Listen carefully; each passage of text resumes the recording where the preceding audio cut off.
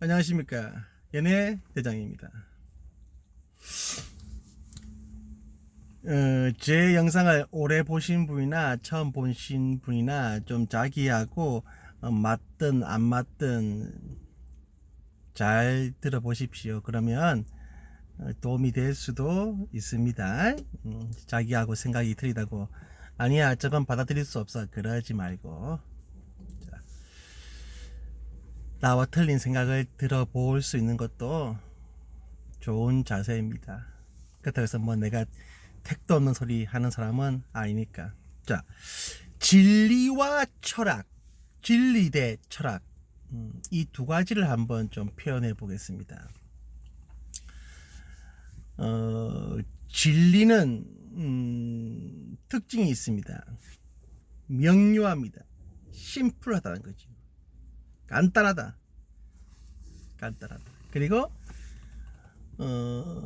공부를 많이 한 사람이나 공부를 안 한 사람이나 남녀노소나 좀 할 것 없이 모두에게 적용될 수 있는 것이다. 나라와 국적과 피부 색깔과 교육의 정도에 상관없이. 그리고 시대를 초월한다. 옛날이나 지금이나 미래나 이런 것들을 초월한다. 대신 이 철학이라는 것은 복잡합니다. 왜냐하면 진리가 아니기 때문에 인간이 스스로 생각에 꼬리를 물다가 왔다 갔다 이렇게 자기 스스로가 확신이 없고 정확하게 알지 못하는 것이기 때문에 자꾸 생각에 꼬리를 물고 또 경험을 또 하게 되면 또 그 생각이 조금 바뀔 수 있고 그런 것이 철학입니다. 소크라테스부터 니체까지 이런 모든 철학자들은 결국 그들의 말은 복잡합니다.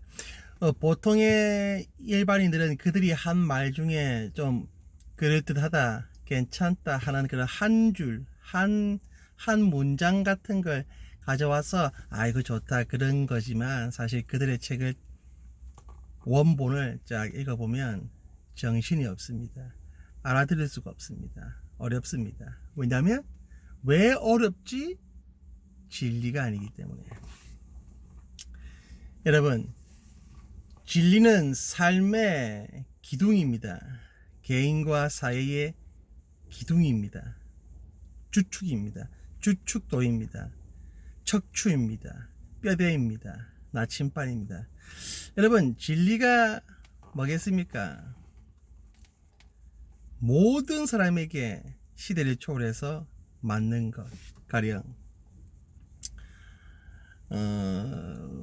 자녀가 부모 이제 성인이 되면 이제 결혼을 하는데 자 각자의 부모를 떠나 한 몸이 되어서 이제 그들의 원래 부모로부터 정서적으로 경제적으로 독립해서 모르는 남녀가 만나서 결혼해서 사는 것. 이것도 진리지요. 성경에 나와 있는 진리지요. 근데 그렇게 하지 않고 자꾸 결혼하고 나서도 엮이고 개입하고 간섭하면 이제 부부 관계가 힘들어지고 이렇게 되는 거죠. 고부간의 갈등 뭐 등등 다 그런 거지. 자, 또 진리가 뭐가 있겠습니까? 이에는 이, 눈에는 누. 이게 보통 잘 모르는 사람들은 이것이 이게 무슨 뜻인지 잘 모릅니다. 이에는 이, 눈에는 눈. 이것도 성경의 말인데 이건 뭐냐면 사람들이 이게 복수를 할 때 누가 나를 한 방 때렸는데 한 방 때렸으면 한 방까지만 때려라. 그러니까 한 방 맞았으니까 근데 그 이상 그 복수심에 불타와 가지고 죽여버리고 싶은 그 앙심을 도끼를 품지 말라는 것입니다. 멈추는 거죠. 이해는 이 무조건 복수해라 어?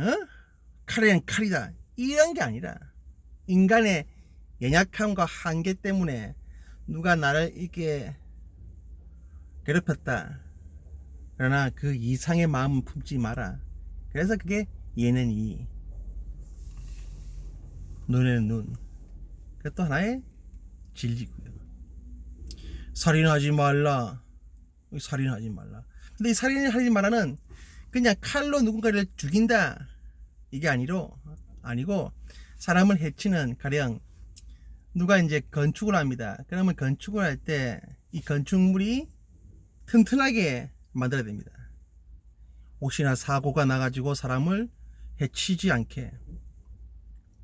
그래서 차를 만들든 건물을 만들어도 사람이 다치지 않게끔 잘 만들어라. 이게 다 살인하지 말라의 말에 포함되어 있는 뜻입니다. 이것도 진리지요. 또 자녀를 노엽게 하지 마라. 자녀가 화가 불타오르고 화를 내게 하지 마라. 자녀를 노엽게 하는 행동을 부모는 하지 마라. 이것도 왜 진리겠습니까? 자녀가 어릴 때부터 노여움으로 그게 가득하면 그런 애들이 커서 클 필요가 없고 학교 가서 뭐 하겠습니까?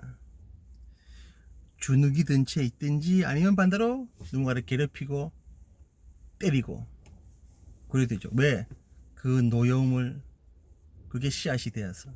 그래서 자녀를 노엽게 하지 마라. 이거 다 진리 아닙니까? 진리. 이런 진리들이 우리가 많이 알고 있으면 자유해집니다. 왜냐하면 어떻게 살아야 되는지가 딱 명확하기 때문에. 반대로 철학은 그런 게 없습니다. 사람마다 다 틀립니다. 자기의 생각을 말하는 것이지요. 그럼 사람들이 그것이 그 개인의 생각에 불과한데 그 한 사람이 그 시대와 그 상황과 자기 경험에 대해서 표현하는 것인데, 가령요 저기 누굽니까? 저기 저가 무의식을 만든 그 심리학자, 정신과 의사, 이름이 또 생각이 안 나노. 무의식을 만든 그 사람 말, 사람이 이제 모든 심리적인 괴로움과 갈등과 병은 저기 마음속에 어릴 때부터 가지고 있던 그 성에 대한 욕망이 분출되지 않아서 그래 된 것이다. 그게 근원이다. 여러분, 이게 왜 진리가 되지 않냐면 그건 그 정신과 의사에게만 해당되는 것이고, 또 그 사람이 살아왔던 가정 환경을 가진 사람에게서만 그게 공감받을 수 있는 말입니다.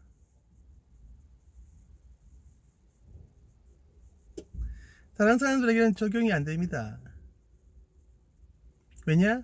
그건 자기에게만 해당되는 말이고요. 철학은 다 그렇습니다. 자기의 한맺힘 또는 자기 주장, 자기가 경험을, 자기의 국한되어 있는 경험을, 그걸 어떻게든지 그래 적당히 표현하면 되는데 꼭 그게 맞다, 진리인 것처럼, 큰 깨달음인 것처럼 말하는데 자기 개인의 생각일 뿐이죠. 그래서 진리와 철학은 그런 차이가 있습니다. 진리. 여러분도 그 진리를 많이 알려고 하십시오. 역사는 우리가 옛날 속담이든 역사적인 어떤 사건들을 통해 우리 어른들은, 그리고 지성인들은 어떤 다양한 어떤 패턴, 공식들을 이렇게 발견합니다. 역사의 반복을 통해서 뭐 가령 절대 권력은 절대 부패한다. 그런 것도 이제 역사 안에서 통해 발견된